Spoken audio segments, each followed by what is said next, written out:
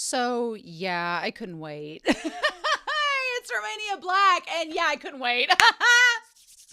I watched episode 4 of season 2 of Psychopaths, and that was a bloody good time. And I was like, am I really going to wait to watch the next one? No, I'm not. So here we are, watching episode 5 of season 2. We're almost halfway. I don't know. There's only 11 episodes this season, so this is kind of like the weird. It's not halfway, but it kind of is halfway, and it feels justified. Poor Ayanagi, she's dead. She died last episode, killed by an inspector. That is just and Kumai orchestrated the whole thing. So there you go. But yeah, so speaking of which, Kumai just working behind the scenes, trying to dismantle Sybil System by creating all this unrest, by getting everybody suspicious of Akane. Akane's freaking out. Akane was pissed last episode. She was not having any of this because she's like, it's like her and Ganoza are like, we left for 5 minutes and this all went to shit. And Mika didn't get the job done. Mika just sat there and twiddled her thumbs and didn't do a damn thing. And so I guess we're going to have to deal with that. So one thing I really like about this season is that I have no clue where it's going, right? Like we know Kumai, we've got little tiny crumbs of things about him. We know a little bit, we're kind of piecing together that there is this agenda to stop Al Pharmaceuticals and to kind of like dismantle the Sybil System in a different manner than Mikishima. And there's just like an all around different vibe. And Kumai does not necessarily want to be found, but it's kind of weird. It's like, here's the deal. Kumai is taunting. Kumai knows that they have the upper hand and they are taunting. It very much gives a John Doe vibe from Seven a little bit that he knows he has the upper hand and he's in the clear. Mikishima also knew he was in the clear, but he was not so much taunting as just playing games. Mikishima was just like toying with his food, and Kumai is just teasing. And there's little subtle differences in between those two approaches, but we've talked about this in the Discord. I kind of like that this is approaching things from kind of a more fundamatic, systematic level than season 1. It's great, and I mean, lots of questions. What are we going to do? Kunazuka, she was even kind of getting a little outspoken last episode, being like, hey, shouldn't we do something? And Mika said no. So here's the thing, though. Like I said, I don't know where this season is going, and that's kind of refreshing. I didn't necessarily know where it was going season 1 either, but you kind of knew. You're like, Mikishima wants to confront Kogami, so at some point, he's going to confront Kogami, and like the big scene with them above the tower, you kind of knew it was coming all season. So the whole time, I was kind of waiting for us to get to the moment where we got to the tower, because it was previewed in episode 1. In this, there's not really a trajectory that I see us heading towards. So it's all kind of up in the air about what we do. So that's kind of exciting because I have no clue what's going to happen next. So, and we're almost to the halfway point. So should be very interesting. But yeah, I don't really have any comments for this week, but I do want to give a special shout out to all of those on YouTube that have subscribed, all of those on Patreon who support my channel, and especially the philanthropy tier because they donate a little extra each month to get recognized in these videos. So I want to give a special shout out to Alex Cornejo, to Anime Annie, to Be Happy, to Dana, to Destiny Marie, to Danger Zone, to Eric, to Kiri, to Loisaji, aka Frogman, to Lyndon, to Matthew Palfinier, to Nameless Monster, to Sunspots, who is also our moderator for this channel, along with Plur, as well as Trails, Shimoyama, Translucent, Min, Murphew, and Nicholas. Thank you all so much for your support. I greatly appreciate it. All of my love. But yeah, that's what I got, y'all. So we're not going to waste any more time. We're going to dive right in, see what happens. Oh, after this last episode, I'm like, what is the aftermath of this going to be? But we're going to find out here in 3, 2, 1, and let's do this.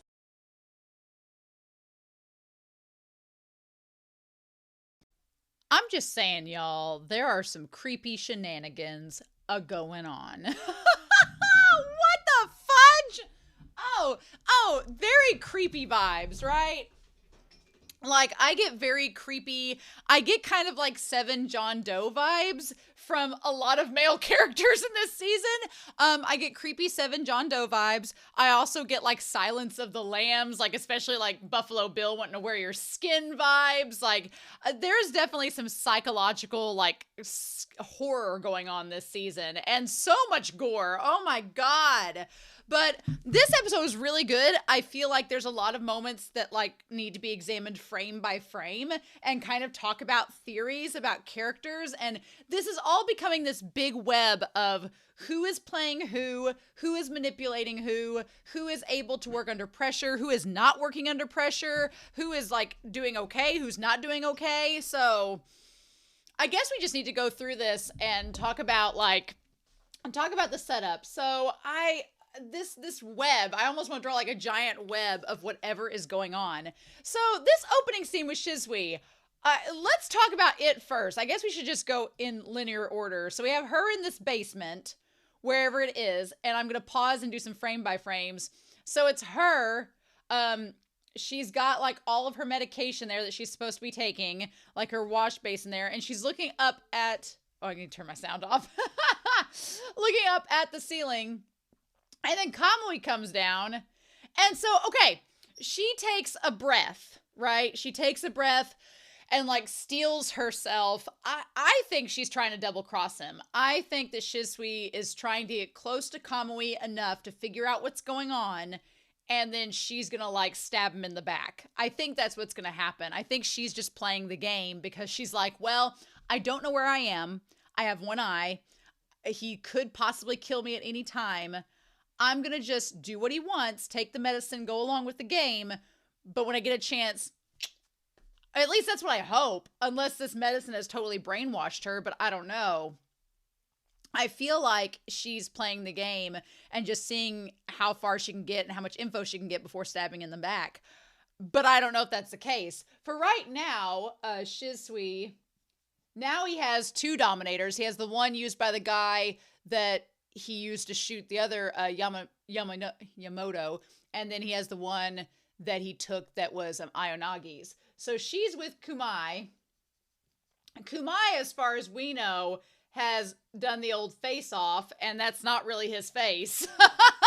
What's so creepy in this entire episode is that you have Kumai, who we think has swapped faces possibly with somebody else and isn't who he says he is, and is using weird holotech to like disguise himself whenever it's convenient for him. And then we have Togane, who we don't know who he is. We're going to talk about that. And then you have the chief, who the chief is actively being controlled by multiple brains at multiple times. The one thing about the chief that I love it's kind of a very interesting twist on kind of the omnipotent godlike character. Like the chief, which is the Sybil System, would like to think that it's this godlike entity. But the thing that's so cool about it as an antagonist is that at any given time, it changes brains. It like flips a switch and it's a different personality controlling it. And we're going to talk about that personality. I could be wrong. I will see. Could be wrong. I've got some theories, which are probably not correct, that will posit. But yeah, so she's like, oh, hi, Kamui. Did it go well? Did you kill her? And he's like, yeah. Kamui is freaking messed up, right? And I think the one thing that's messed up about him is he has this like kind of boyish face. But if he's done a face transplant, hell, he could have looked like something totally different, right? This could be the face of some dead person he's frozen. We don't know. But he always has that damn sweater vest on, which makes me think that he's like maybe actually a lot older than he appears.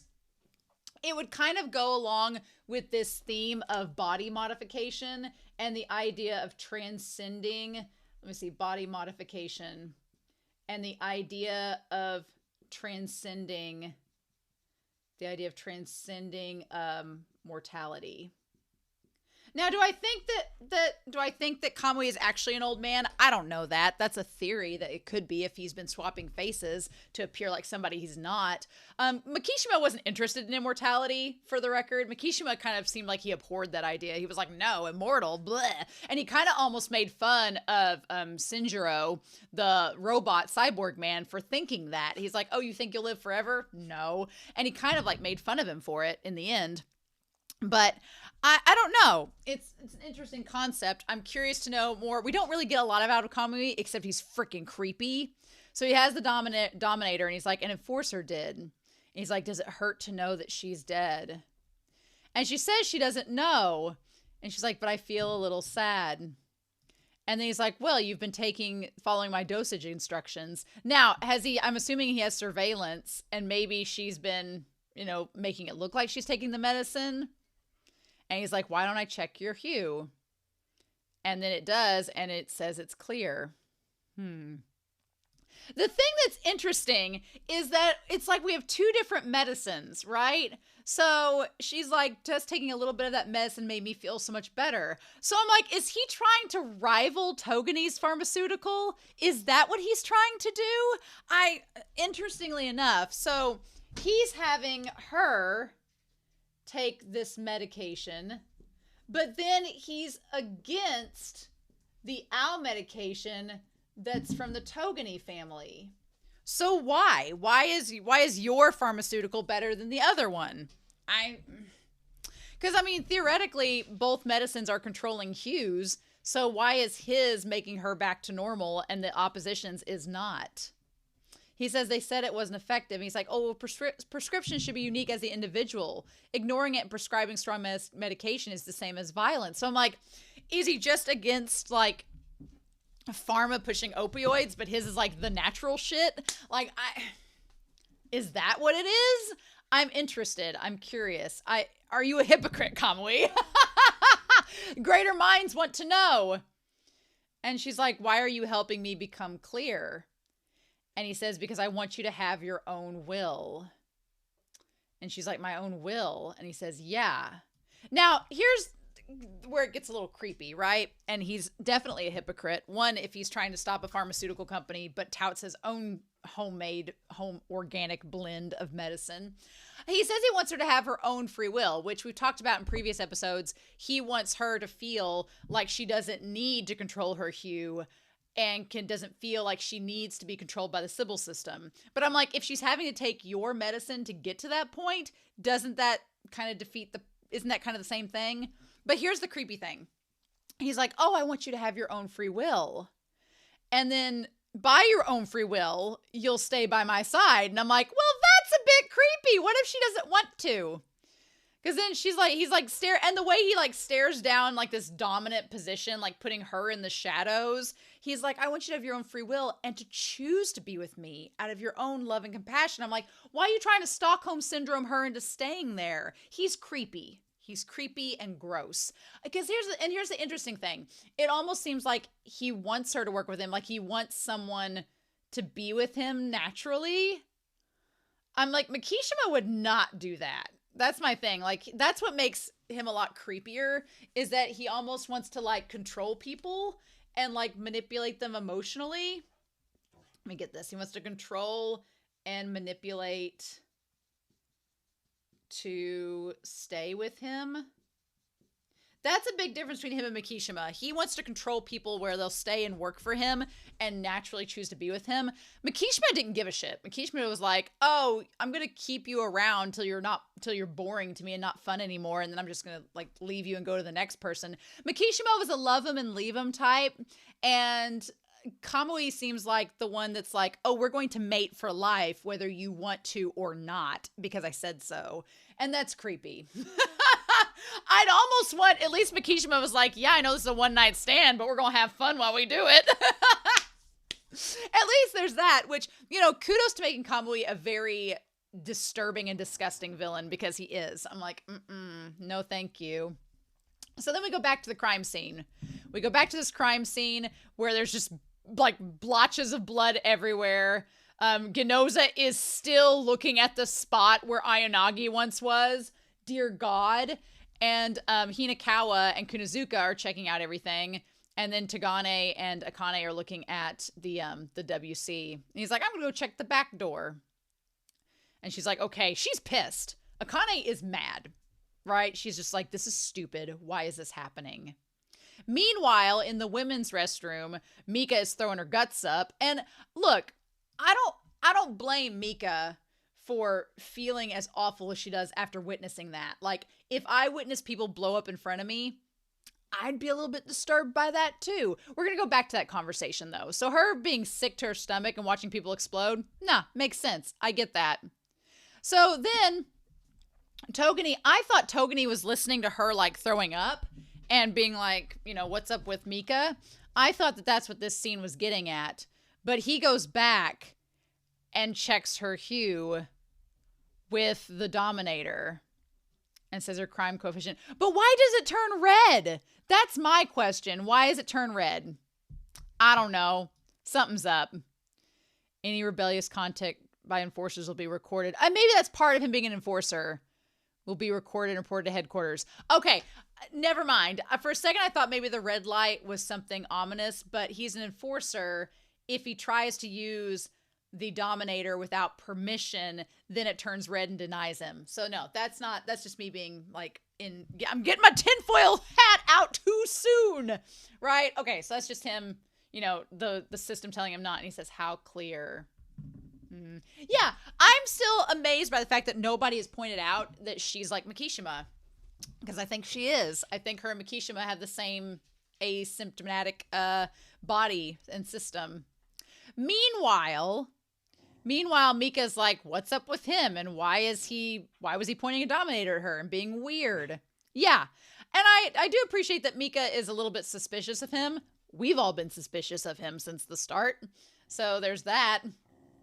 Anyway, we get to see, I like that Saiga has been transported to the Public Safety Bureau. I like that Saiga and Shion are working together. He has like a little lab coat. It's super cute. I feel like Saiga took one look at Shion and was like, you're dating Kunozuka, right? She's like, yes, got a problem? And he's like, nope. I feel like that happened instantly. I also love that we have our own version of Whiteboard Kun. Whiteboard Kun is in the Psycho-Pass universe and is also being used as a conspiracy board. That's fun. Good times. Also, they have on there Sugo. I didn't realize that Sugo, the one on her own squad, was the one that killed her. I thought it was somebody from Division 3. I did not realize, because he didn't have the alien ant farm shirt on, the jacket on, that it was him. Can you imagine? And the thing about it is, like, poor Sugo, like, I feel for his character, because in the first episode, his own teammates ditch him and leave him for dead. And then Ayanagi and them get him back up. He's like battered and bruised for the next 2 episodes. Then he gets healed up. And then he's ordered by Division 3 to shoot the highest crime coefficient target, which is his boss. Then he has to confront his her would-be lover and get chided by him before going to the place that he worked at and watching all of his coworkers die. Sugo has had a really bad season.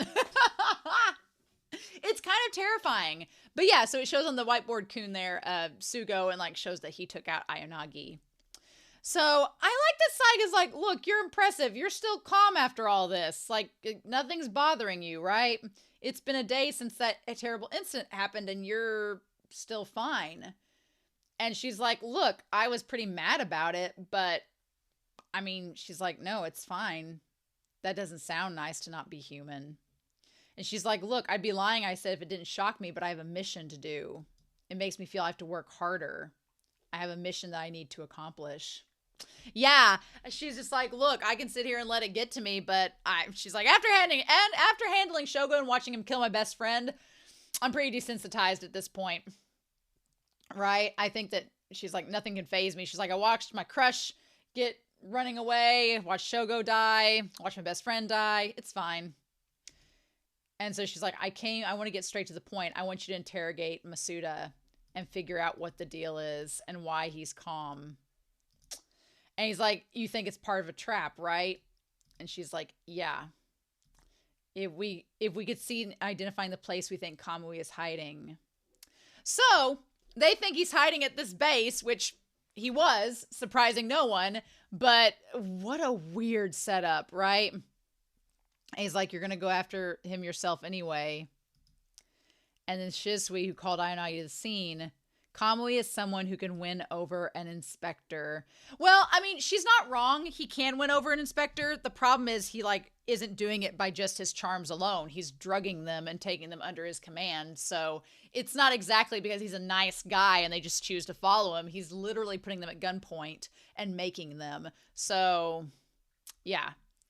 And she's like, he wouldn't just let us find him. It's definitely a trap. So I like that she's telling Saiga, knowing that they're going into a trap, but it's the only lead they have, so they really don't have an option. She's like, we have to do this, otherwise he's going to slip through our fingers.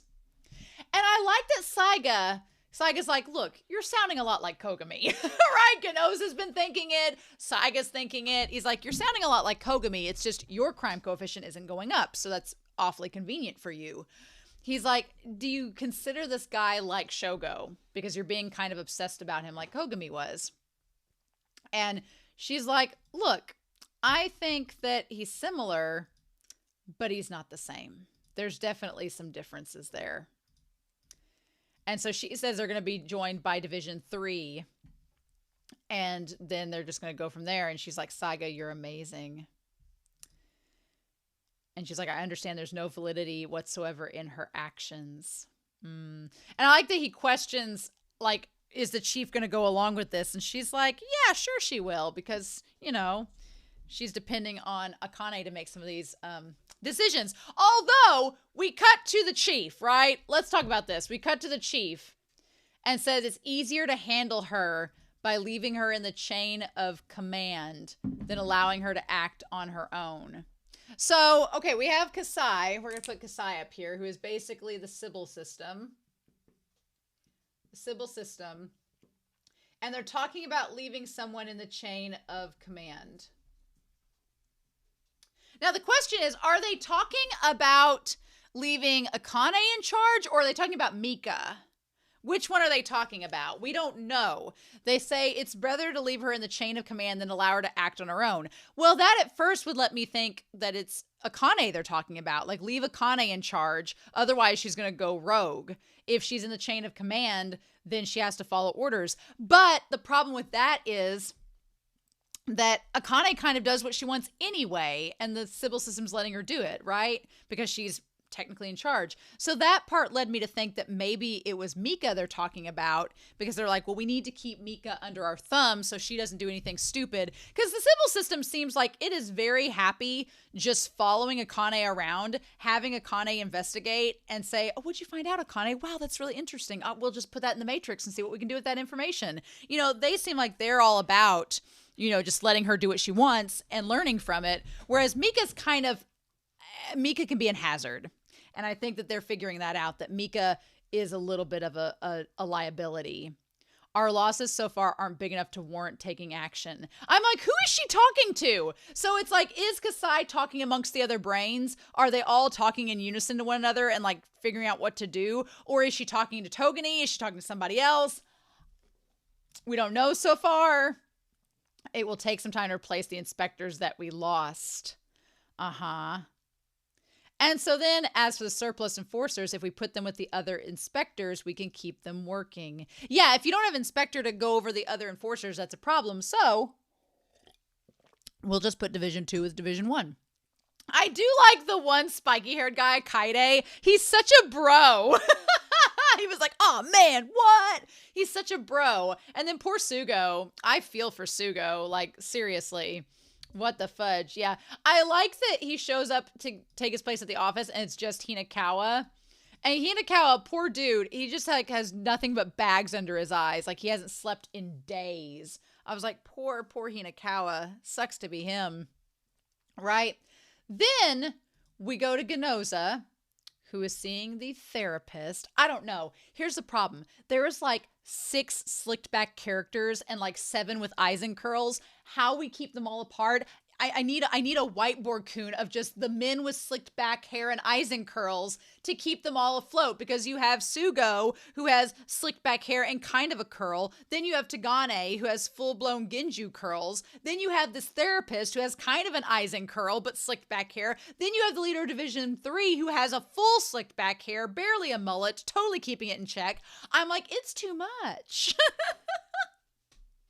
Too much, y'all. Too much. But yeah, the therapist, I don't know what to think about him. I still don't trust him. I'm still a little weirded out. Also, the fact that Genoza was going to the therapist was probably to deal with Akane. And we see that something about the hue, it looks like it's blue under there. So I don't know if that's supposed to be I don't know if that's supposed to be Genoza's hue or what it is. But of course, Genoza's probably seen the therapist because he just lost Ayanagi, who he liked, I'm sure. And then he looks over and sees Sugo. And I feel again for Sugo. Sugo, like, didn't realize he was killing her, and then he pulled the trigger. Yeah, and he's like, so you got transferred to Division 1. He's like, yeah, this is super awkward. And he's like, so you and Inspector Ayanagi, huh? I was like, oh my God. Oh, awkward city. Because he's like, so you and Inspector Ayanagi, you guys were just friends, right? You know, you started working here the same year. You were friends. And Genoza's is like, yeah, she was your boss. And I'm like, oh my God. And Sugo's like, yeah. He's like, and then Genoza's like, look, you did your job. You performed enforcement on latent criminal. That's it. You did your job. You did what you were told to do. I would have told you to do the same and that's all there is to it. But then he says, you did nothing wrong, but just don't appear in front of me for a while. I was like, oh my God. Because yeah, Genoza's like, I cared about her. We could have got it on. Could have savored that moment a little bit longer, and you took her away. He's like, and I know you did your job and you didn't realize it was her when you killed her, but just, I don't want to talk to you for a while. I'm kind of pissed. And I'm like, oh my God. I'm just like, oh my God. Absolutely insane, right? Crazy. So yeah. So then we have Kunachika and Mika having a meeting. And Mika, of course, is worried that what she's seen is going to affect her hue. There's parts of Mika that I feel are similar to Genoza from season 1, where she's worried about the rising stress around her changing her hue. But in this scene, a part of me was like, girl, you joined the Public Safety Bureau, and you knew walking into this from the first episode that part of the job was to have enforcers shoot people and possibly make them blow up. Did you not think something like this was going to eventually happen? I'm like, in the words of Super Chicken, you knew the job was dangerous when you took it, Fred. And I feel like, I'm like, Mika, girl, did you not realize this was going to happen? Like, her innocence was like stripped away instantly in this. And I like that Kunazuka comes up and gives her the head pats. She has like the little pink teapot and gives her the head pats like, there. You can cry if you need to. It's fine. For a second, I thought that Mika was gonna be like, "Thanks, Kunazuka. Are you single?" And Kunazuka was being like, "No. I'm getting it good every night, girl. I'm sorry." I'm just waiting for the day where Mika unfortunately realizes that Kunazuka is not single, nor will she be for quite some time. So oh man, I'm like, girl, I'm sorry. But anyway, I like we see Kunazuka's apartment. I like that all the apartments for the enforcers are kind of all designed the same. Kunazuka's is pretty minimal. It's pretty bare. She's not really personalized it because she's always over at Shion's. She don't have time to customize. She's always at the girlfriend's house, right? This is just for her to have, yeah, it's so bare. It's just for her to have guests. Like, she's got some potted plants, like a couple spare things. Most of her stuff is over at Shion's. Let's be real. So yeah, then we have Kasai gets done with her conversation. The chief gets done with her conversation and goes back to the brain and says, "Oh, so I'm in charge of this case, huh?" The thing that's so freaky is we don't know which brain is in charge of the case now. Because the Sybil System, we know they're all asymptomatic. So I was curious, and this is just a theory. I was wondering if they actually did end up getting Mikishima's brain. I'm just putting it out there. I wonder if they did, because I know Kogami shot him and the brain is probably not viable. So probably not. The answer is 98% no. Mikishima's brain was not inherited by the Sybil System. But I was like, what if it was? Right? Although it could be Toma. We know Toma is still in the Matrix. So it could be Toma's brain that is in charge of the case. And Toma was a little bit sassier back when he was facing Mikishima. So this could be Toma that is in charge now. Because they're like, oh, I'm in charge, huh? Okay. And they're like, no matter how much you blame me, I can't take responsibility for it. Because we can't change the past. Interesting. Let's just do our best to make use of that which was brought to life. Interesting. In order that we may evolve. So it is possible that one of the brains has a history with Kumai. One of the brains has history with Kumai. That could be the case. I'm curious about all this. I'm going to be really interested to know if one of the brains in the Sybil system that inhabits Kasai has history with Kumai and they've been put in charge of this case, and if they're going to tell that to Akane or not. I'm so curious. I feel like the brains for Sybil remind me of, did you ever watch that show Family Matters in the US? I forgot his name. Jaleel White. He played Urkel. It was always like, did I do that? And it was like this big dork. But occasionally he'd get in this machine and turn into Stefan, who was like sex on wheels. He was just like sex on a stick. And he was just like so cool instantly. And you were like, so I feel like Kasai like has the brains and like gets in the time chamber and becomes Stefan or Urkel or one of the two. The brain swap is my point. So yeah. So they go to this factory, and then we have, what do we have here? They're talking about equipment with risk level B is permitted as a precautionary measure. Man, so we have this guy with the glasses, the guy that's like the tech guy with the glasses, the guy in charge of Division 3 with the fully slicked back hair, no eyes and curls in sight, and they're the inspectors. And then we have the four enforcers, the guy in the yellow coat, the woman, and the two guys in trench coats that look like former lawyers. And then we have Kaide and Sugo and Ginoza and Togane. It's like a sausage fest in there. Kunozuka stayed back, right? Kaide is interesting. I kind of like Kaide because he gives me a Sasayama vibe where he kind of is enjoying all of this. Interestingly enough, he's such a bro though. Okay, so follow any appropriate instructions regardless of the lead inspector. So yeah, we've got 8 enforcers and only like 3 inspectors, so they're a bit outnumbered. And then poor Sugo. This is Sugo's not very good awful day because now he's going back to the place that he originally worked at. Okay. And then of course Mika stays back and she's like, well, why is this happening? And Akane's like, look, the chief gave me this assignment. Akane's doing a really good job of showing that she's in charge and she kind of has Sybil System by the balls. So she thinks, without letting it on to anybody else. And Mika's just kind of over it. She's like, why do you get to do all these cool things? And I have to stay back here with these guys, right? And Kunozuka's like, don't bitch. You're not in the line of fire. Yeah. Doing the hollow analysis. She's like, we've got so much to do over here and you guys are just over there.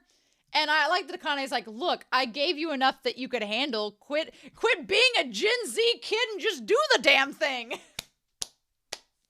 I was like, when Mika's like, well, we just don't have time to do all this. I felt like, when you tell a student, you're like, hey, you got an hour. You could work on this assignment. Oh, I can't. I've just got all this stuff to do. And I'm like, or you could just go ahead and do it and get it done with. And there's just so much stuff. I feel like Mika is like that student that I'm like, if you just stopped and did the thing, it'd be done. But you're making so many excuses that it's like you care more about the excuse than the assignment. I'm like, I kind of get into teacher mode. I appreciate, right? And then besides, the drones have already investigated. And Akane is like, well, sometimes you have to go because the drones are technology that are infallible, that are not infallible, and could make mistakes. And again, Akane gives such millennial energy, which I relate to. And Mika gives such Gen Z energy, which is a little bit younger than me, that I'm like, I don't get sometimes. And she's like, that's such an outdated approach. That is the one difference between Ginoza and Mika, though, is that Ginoza would be more about the protocol and the handling of the situation. Mika is more about the way in which the situation even comes about. So there is a little difference between her and Ginoza in that regard, and especially in regard to Kaneda, which is Chief Kasai, which we will talk about in a moment. But yeah, she's like, ugh, why are we doing this? And then Kuzuka's like, look, we've been instructed to release Masuda because his hue is improving. And that's why they're like, that's when Akane's like, we need to put Saiga in there. And that's when, well, Akane doesn't say that. Akane doesn't know that they're going to release Masuda. Shion's like, I love Shion blowing the smoke into the lens. It felt very Cruella de Vil where she blows smoke into the TV lens. And I like that Shion's like, look, we can buy them a little bit of time, but that's all we got. Otherwise, they're going to release him. I love Shion and Saiga working together. They are my favorite new dynamic platonic duo. Where she's like, we can't refuse the orders, but we can buy some time. We can play dumb for a day or two, but that's it. And Saiga's like, fine, son of a bitch, I'm going. I'm going in. So we get to this site where there's a bunch of buildings being rebuilt. And they've been testing drones at this facility on this little barge. It's very interesting. Drone Research and Development Division. Okay. And yeah, and Sugo is like, shit, I didn't want to come back here. There's enough space to store parts and equipment. Not to mention the drones themselves. It's unmanned, so accidents are highly unlikely. And I'm like, oh shit, you've just screwed us all, sir. Because it shows 2 on the grid going offline, right? It shows 2. And they're like activation experiments. Okay, so the 2 being activated that are testing each other. And Akane's like, okay. So we cut over to Akane looking at the people running the drones, and they all just look mindless. Like, we kind of had an instance of that in season 1 at the factory, where the people working there look kind of like, but they were a lot more animated. These guys look like they've been doing the menial tasks over and over again, and to the point where it's like just, Now the question is, all of them had their heads kind of up, except one guy. One of those guys is Kumai. So, which one's Kumai? Shit. Kumai is acting like a magician, and if he's using holo technology, then the trick makes sense, but I don't know how the trick works, and he's a magician, and I want to learn the magic show. I want to see what makes it tick, right? And we've not been privy to that yet. Meanwhile, the drones are being tested out. I just love that when Kaida was going, whoa, I was like, what a bro. I love him. I like him. He said like 2 words this whole season so far, and I like him a lot. I'm like, yes. He just gives off a bro aura that is refreshing in this series. So yeah, all these guys are just testing the drones out. Fancy that. And again, Kumai seems like he's like tech savvy. So of course this would be the place for him to like work, right? But he is like leading them to a trap, just teasing them at this point, right? I think it speaks for Sugo's character that when the guy approaches him and he's like, oh, you got out of the facility, you're better now. Like, one, Sugo has to back up the claim that no, you don't get out of the facility or ever get better unless you become an enforcer. And 2, he's like, I'm an enforcer now. I'm kind of like a criminal working for the law, so you need to get away from me. And it broke my heart because I was like, Sugo, dude. Like, I felt for him because he's like, he sees his coworkers again. And he's like, yeah, I'm kind of like, on the prison task force. Don't get near me. I don't want you to get in trouble. I felt for him, right? And then I also kind of like, even though we kind of figure out what's going on with the context clues, and Ganoza says, oh, this is a place where he worked at. I like that we see Ganoza saying it because I'm like, okay, Ganoza has recognized that there's stuff going on with Sugo. I hope that Ganoza and Sugo kind of bond and are like, they overcome what's happened with Ayanagi and kind of bond from it, but who knows? So then we have the guy with the yellow glasses and the Division 1. And he's like, well, why don't we leave the rest of Division 1 since they're so gung-ho about this? The one inspector says. And he's like, Chief Kasai's favorite, huh? Oh, the shade! The shade of Division 3 being like, oh, Akane's the favorite, so let's leave her with it. Being forced to work with her is a pain in the ass, isn't it? I'm like, what did she do to you bitches? She ain't done a damn thing to you bitches. She has not done anything to y'all. Y'all, screw them. Screw Division 3. Screw them. She's done nothing. She's minding her own beeswax, and y'all are just bitches. Jealous bitches. How dare. How dare. Yellow glassed moron. So yeah. So then Togane and Akane are exploring around the grounds, and they're like, so the chief operator said there's no way anybody could live here, and there's no record of anyone else besides the staff, but cymatic scans are meaningless to a ghost. So is there a place where the person could go and sneak into a building and not be detected by the scans. The reveal of the holographic wall, because the moment they were looking at like the way that the door and stairway was, it wasn't matching up with the wall correctly. I just thought of Labyrinth, because in Labyrinth, it's like an optical illusion and you can go through and you're like, oh, it's just like your eyes playing tricks on you. Love, absolutely love that part. I was living. So yeah. And he's like, oh, call it a detective's intuition. Bullshit, Togane, but you just keep us going. You keep gaslighting us. I know I'm being gaslit. It's fine. Let's go. We'll figure your secrets out by the end of the season. Yeah, a detective intuition. And she's like, oh, well, I worry about Akane getting close with Togane. Because Togane's like, look what I found, a detective's intuition. You know, just like Kogami. He keeps trying to be like Kogami. And I'm like, nobody replaces him. Nobody can replace his abs. Not even you, sir. But even Akane, like, smiling and going along with it, I'm like, girl, do not be tricked by him. He is trying to push your buttons. Meanwhile, speaking of pushing buttons, the balls on Mika. The balls on this girl. Going to Chief Kasai, that is one big difference with Ganoza. Ganoza would keep in line and stay in his lane and know what he's doing. But this girl's going to the chief like a girl tattletaling on somebody cheating on a test in middle school. And I'm like, girl, what are you doing? I am trying to give Mika the benefit of the doubt, but I know that I bet a lot of people hate her. I bet a lot of people cannot stand her. And I'm like, I get that, because she is like pushing so many buttons. The last line that the chief says, though, makes up for the entire scene. Because she's like going on about all these things that Akane is doing. And the chief's like, and? The chief's like, you mean you came all the way up here, you bothered me to tell me that Akane is doing things you don't approve of? Like, that's why you came here?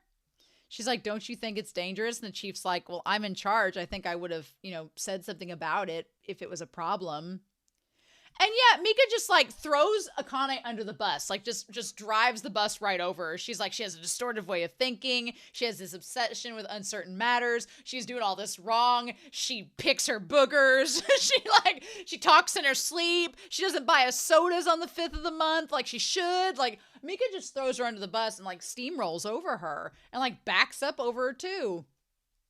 And the chief just kind of smiles like, bitch, you being so shady right now. Her treatment of the enforcers. She's like, these are major areas where she has major problems. And it's like the chief's like, and your point is. I'm like, girl, you got some balls. But the worst part about it all was that the chief of the whole thing, you not only like threw your girl under the bus like Regina George, but then after that, she says, well, I just think helping a colleague come to their senses is part of my job.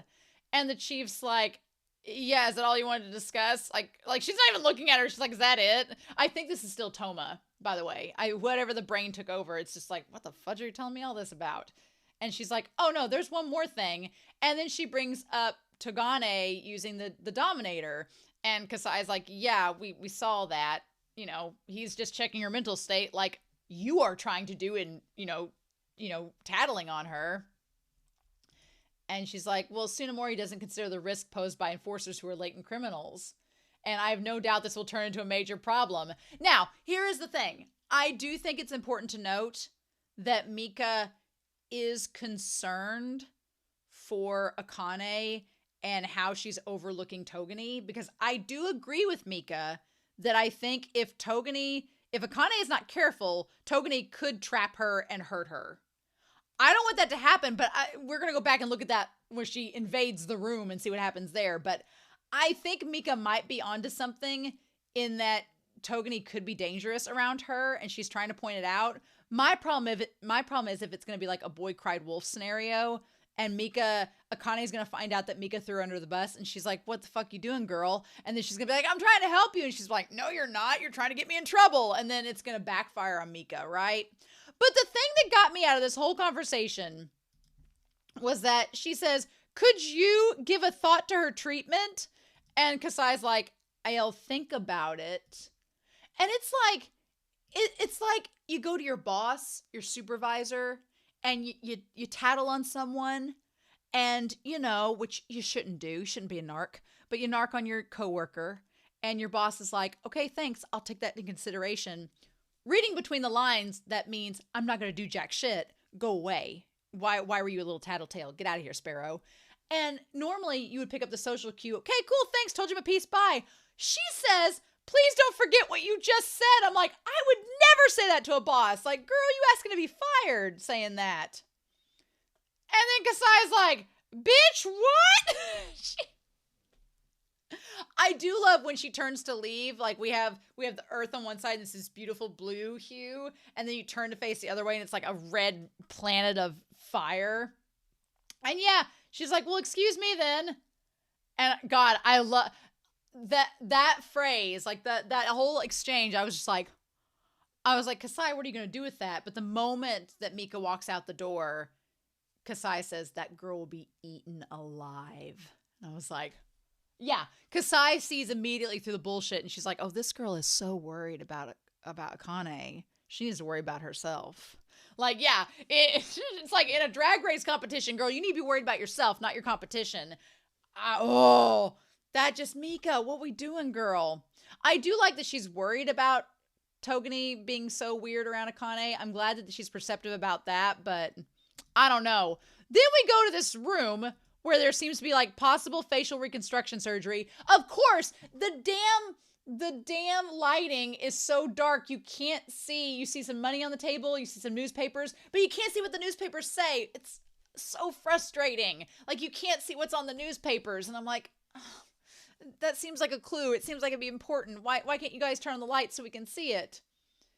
And then he's like, well, this is, and he pulls out, like, it looks like different pieces of, like, maybe organs.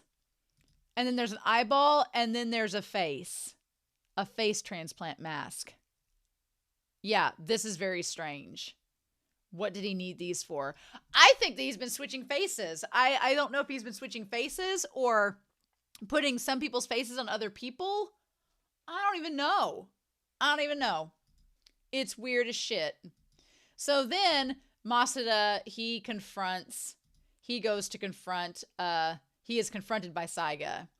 And Saiga notes how he's not the same person that gave the speeches back 3 years ago. He's like, no, you've been trying to imitate him, but you're not him. So who are you? Your speeches are no good. He's like, just who are you? And I love we get the glasses, just like with Kasai having Mika and Akane reflected in the frames. We get this guy reflected in his frames. And him smiling all creepily. So is Kumai doing like face transplants on people and having them pose as other people, like with Masuda? And the whole point was to trick them into going to the carrier to get killed? The fudge? Because that's what it seems like. It seems like the whole point was to convince them to go to the carrier and get trapped there and killed by the drones. So then they're like, oh, the new Hungry Chicken is out. And here's the thing. He's like, did they denounce it? Now, here's the like, oh, a video game. He's like, put that stuff away while you're on duty. He's like, let me just play a little, just a little. So anyway, the game is apparently synced up to the drones, and they just released this.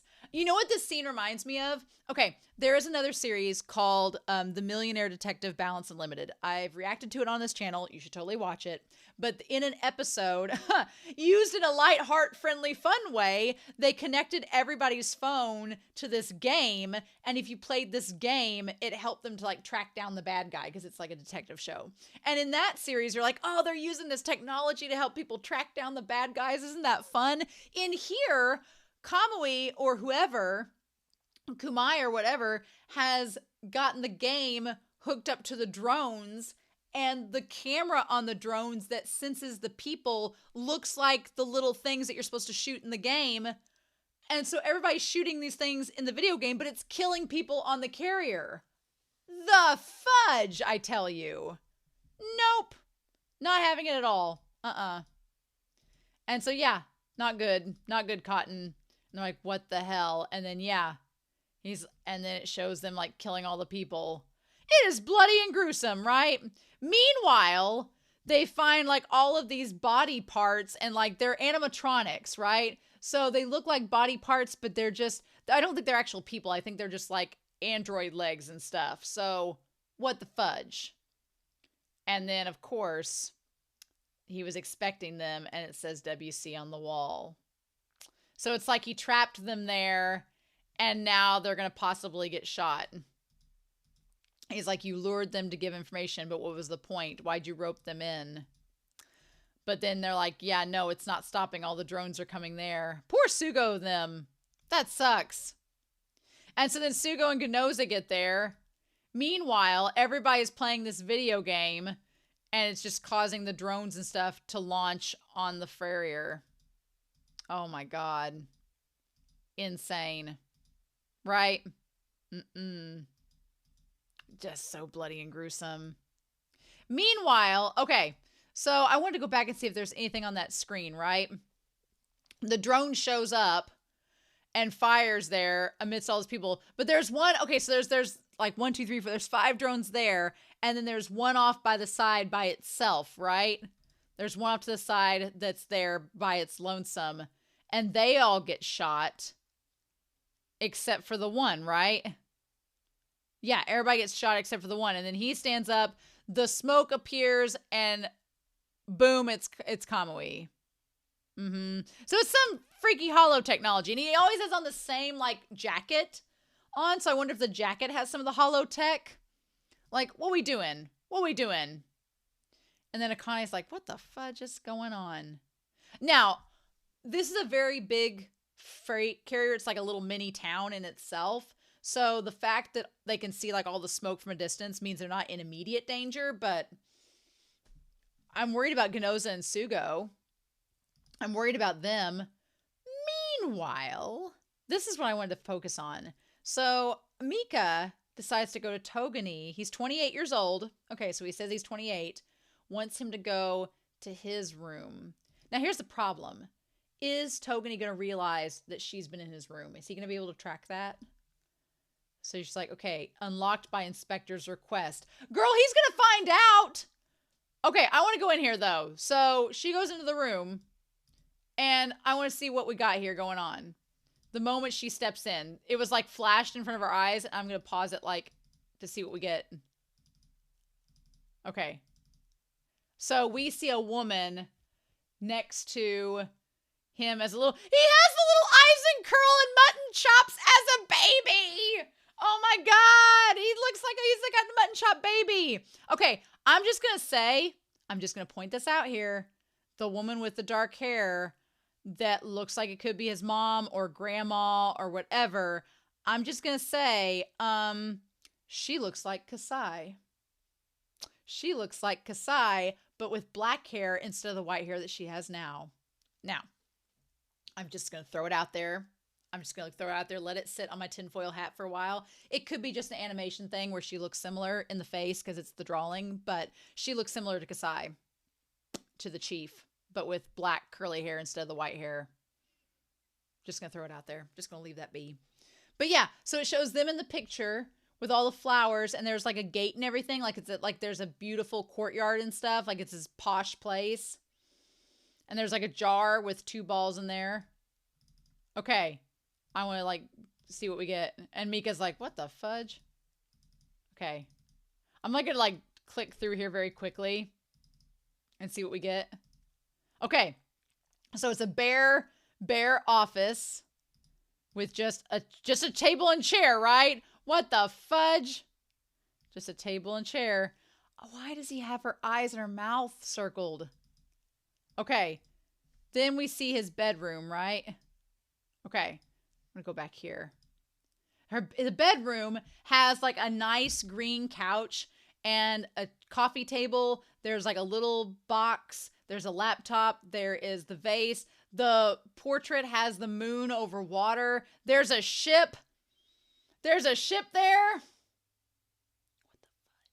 the fudge? What's happening? What's going on here? Why is there a ship? Is this related to Kogami? Is there an ashtray? What is going on? Togane cannot be Kogami. There's no way. There's no way. But there's a ship. I don't know. I don't know. Okay. And she goes in the room. It's a very interesting room. Okay. Okay. Then there's all these files. There's floppy disks numbered like files 1 through 21. Okay. Then there is a desk. There's all these ships in bottles, which is weird, and a typewriter and a microscope, which he was a therapist. Okay. Maybe he collects ships in bottles. I don't know. I send an SOS to the world. Message in a bottle. So yeah, there's like all these bottles with ships in them. And there's a laptop with the safety bureau thing on there. Okay. Sure. I mean, maybe that's your hobby, is collecting ships and bottles. We'll go with it. But what is with the... Okay. And Mika's like, what the fudge? Why? Like, what is all this? Okay. So there's all these files. And then he has like all of these shots of her with her eyes and her mouth circled. Why? But why? Okay, what did that one thing say? Did it say anything? When it like zoomed in on her face? Yeah. Okay, it says persona, a persona, and there's something on there. It says personal distance, and there's ears, and there's hair. It says psychological barrier. What? What? But why? But why?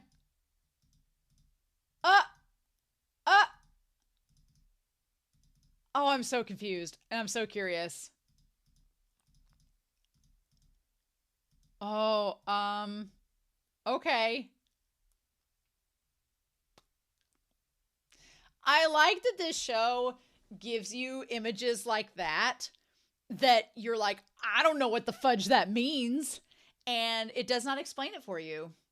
It's like, we don't want to tell you.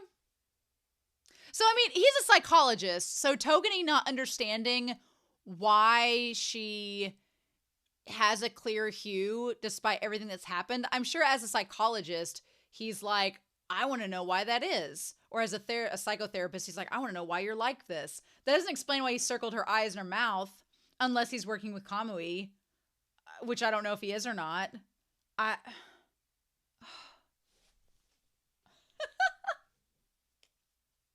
So basically, Sugo's had a really bad day. Everybody at this facility is dying because of the drones. Togane is super sketch and super creepy and suspicious. Kamui is super creepy. Kasai is doing her own thing, and we don't know what brain is controlling her right now. Mika had some pretty damn big balls, and I'm torn because on the one hand, I'm like, Mika, girl, what are you doing? But then on the other hand, I'm like, yeah, you should investigate Togane. So I can't be mad with Mika because I'm like, she's probably gonna be like, what the fudge? So, oh my gosh. The mystery continues, the mystery deepens, and I'm very curious to see what happens next. I know, y'all, it's going to be real hard not to give me spoilers, but try your best, and we'll just see what happens. So, I hope y'all have a wonderful week. Please stay safe. Take care. I hope you like this reaction discussion, and I'll be back real soon with more Psychopaths. Bye!